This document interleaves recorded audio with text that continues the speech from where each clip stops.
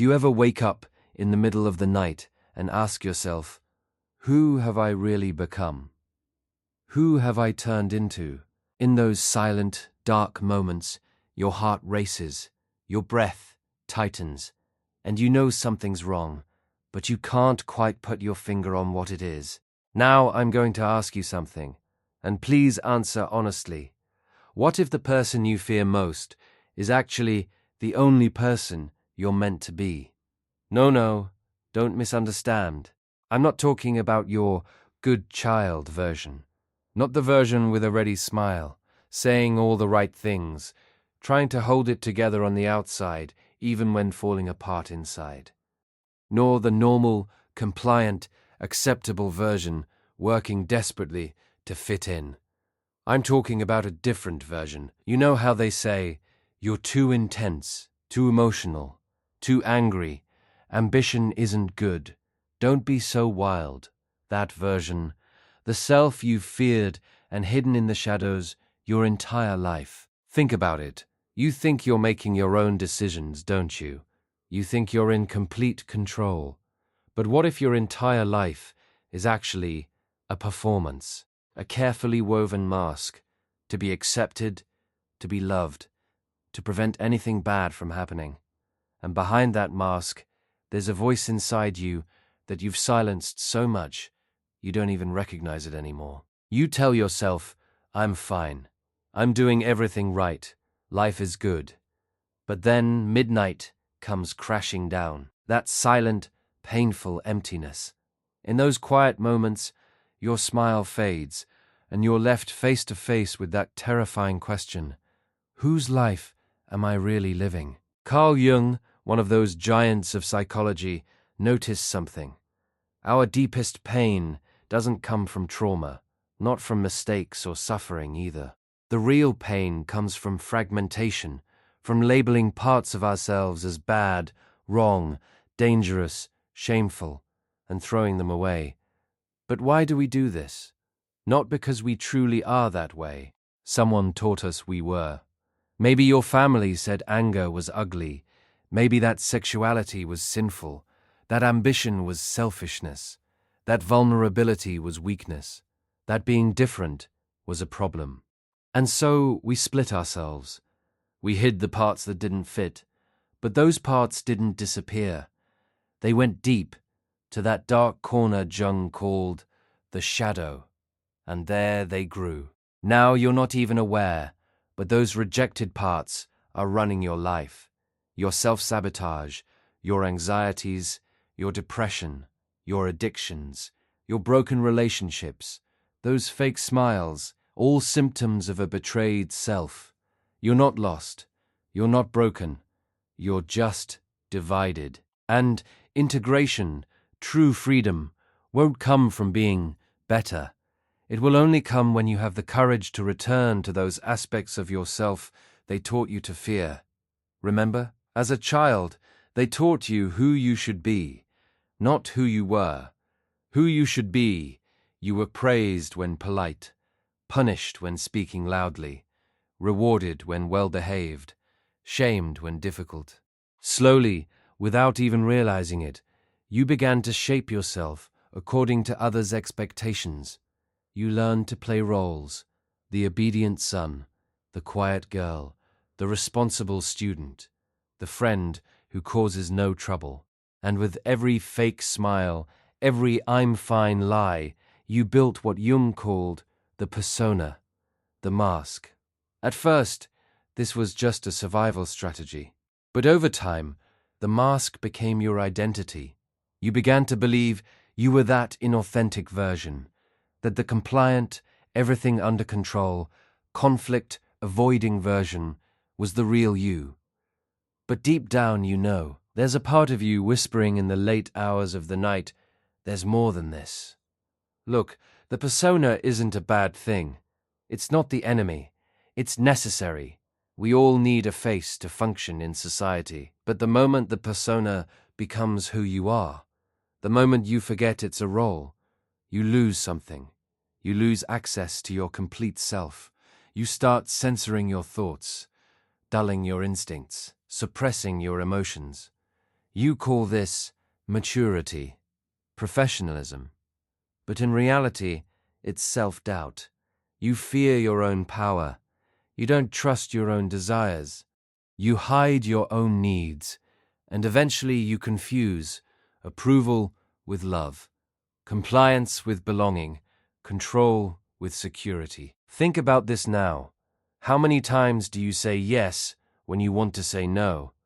How many times do you smile when you're resentful? You perform when empty, stay silent when your soul is screaming to speak. You're not strong this way. You're invisible. The mask may protect you from rejection, but it also distances you from intimacy, purpose, authenticity.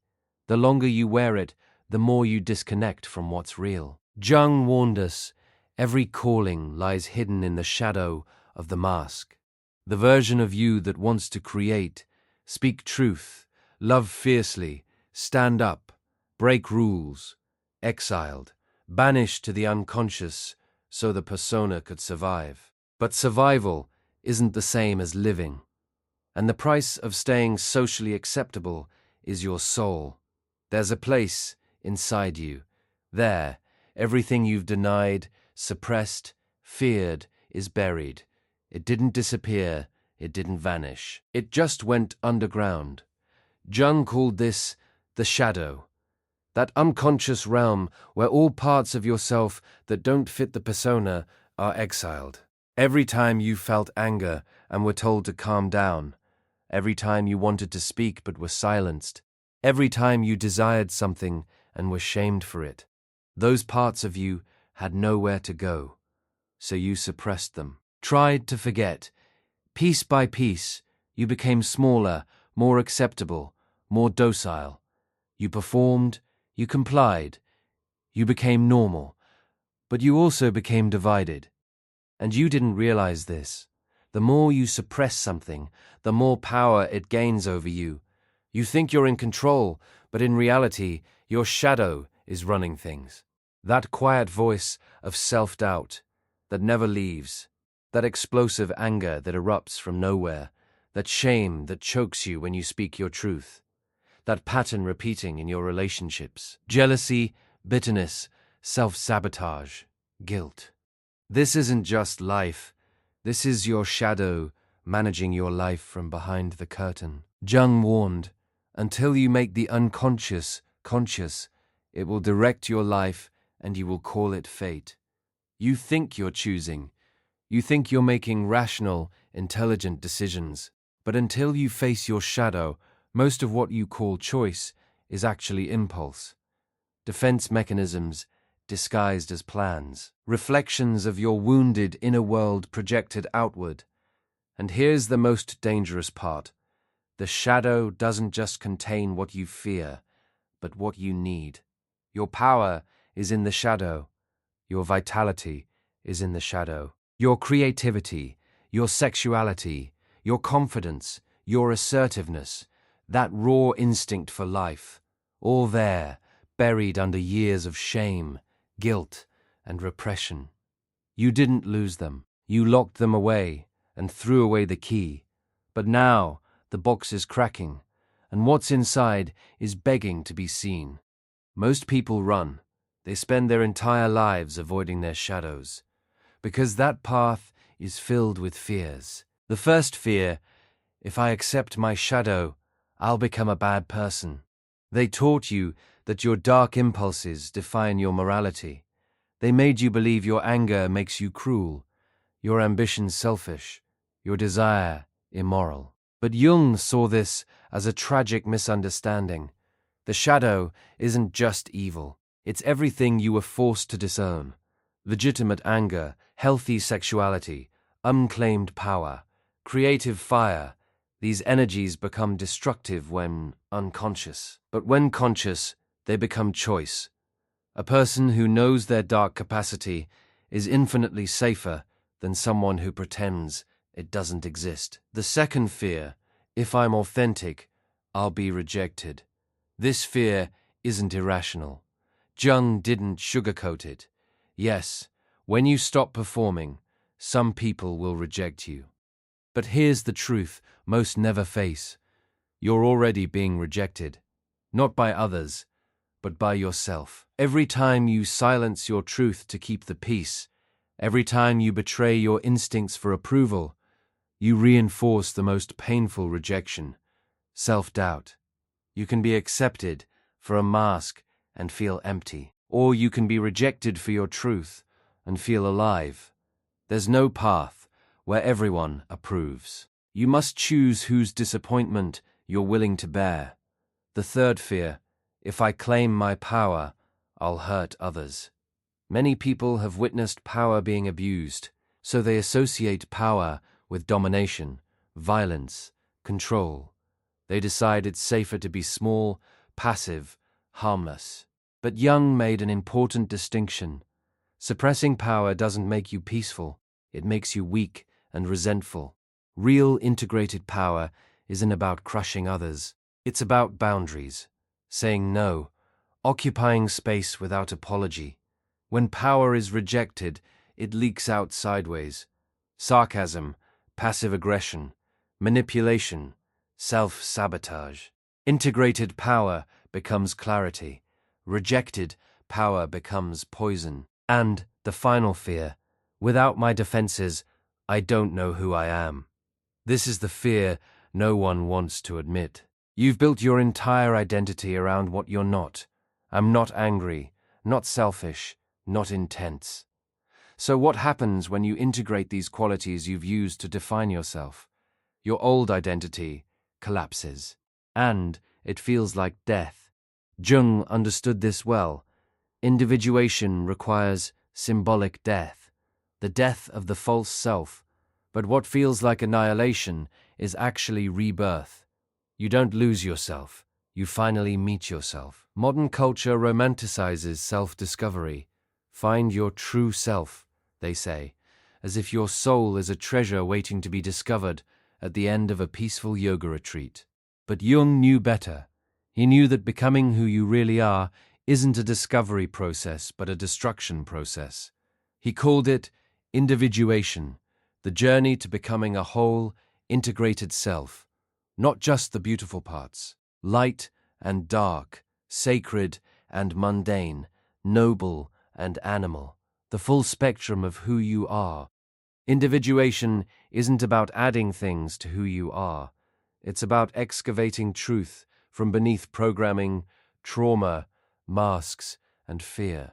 It's about facing everything you've avoided your entire life. You don't find yourself by asking, "Who am I?"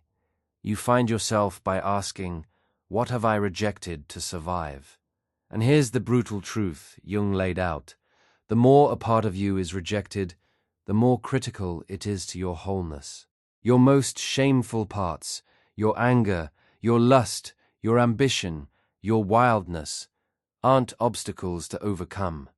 They're keys to your liberation. But to claim them, you must pass through a kind of death. The death of the persona, the death of the identity you carefully constructed to be acceptable, successful, lovable. That mask doesn't come off easily. It's fused to your sense of self. That's why individuation hurts. It's not a clean, linear path. It's a descent into the unknown, a confrontation with inner chaos. It often begins with a crisis, a breakup, burnout, panic attack, the feeling that your life no longer fits you. That's the psyche cracking open to integrate. Dreams darken, emotions intensify, memories resurface. Desires you thought were wrong begin demanding attention. You start seeing in yourself what you judged in others. This isn't a breakdown, it's a breakthrough. Jung said, "There is no coming to consciousness without pain. To be whole, you must sacrifice the illusion of who you thought you were. You must let parts of your identity die so something more real can be born." Understanding the shadow isn't enough. Reading Jung, accepting his theories means nothing if you don't do the work. Because the shadow doesn't dissolve with awareness alone. It demands confrontation. It demands integration. Here's where you can start. Jung taught that what you most hate, most judge in others, is often a mirror of your own unconscious. Start here. Make a list of 5 qualities that trigger you in other people. Then ask yourself, where does this live in me? Not theoretically, but concretely. When have I acted this way? As long as you're projecting, you're at war with your own psyche. But when you reclaim the quality, you're no longer triggered, you're whole. Visualize the part of yourself you fear most, your anger, your desire, your sadness, as a figure. Give it a face, let it speak. Ask questions. Why are you here? What do you want? What happens when I ignore you? Write down whatever it says. Don't censor, you'll be surprised. Most often, what you fear isn't a monster, but a part of you that's been exiled so long it has to scream to be heard. Shadow integration isn't philosophical, it's behavioral. It must show up in the real world. If you fear being assertive, practice saying no without apology. If you fear being seen, share something vulnerable. If you're suppressing playfulness, do something creative that's useless but makes you feel good. These aren't small actions, they're revolutions. Each one reclaims a piece of your authenticity. Write a letter from your integrated shadow version. Let that self speak to you. Have it tell you what's changed, what's died, what's been reclaimed. This isn't fantasy, it's dialogue with your potential, and it often reveals what your conscious mind is too afraid to admit. Ask yourself daily, what impulse did I suppress today? Why? Where did I feel fake or performative? What truth did I swallow? Who triggered me? What does this say about me? This isn't just journaling. It's a mirror, a scalpel, a portal. The more you confront, the less power the unconscious has over you. The more you reclaim, the more energy becomes available to you. Energy that was previously used to suppress, deny, and protect the mask. That energy is life force. When you truly begin doing shadow work, things don't get prettier. They get messier. People imagine healing looks like peace, clarity, spiritual enlightenment. But at the beginning, it looks like confusion, emotional intensity, inner chaos. And that's exactly when you know it's working. When you finally stop suppressing what you feel everything. All the sadness, anger, longing, desire, grief, and joy you've been numbing for years. Here are the signs you're stepping into your wholeness. You no longer say yes out of obligation. You stop laughing at jokes that degrade your integrity. You stop smiling to make others comfortable.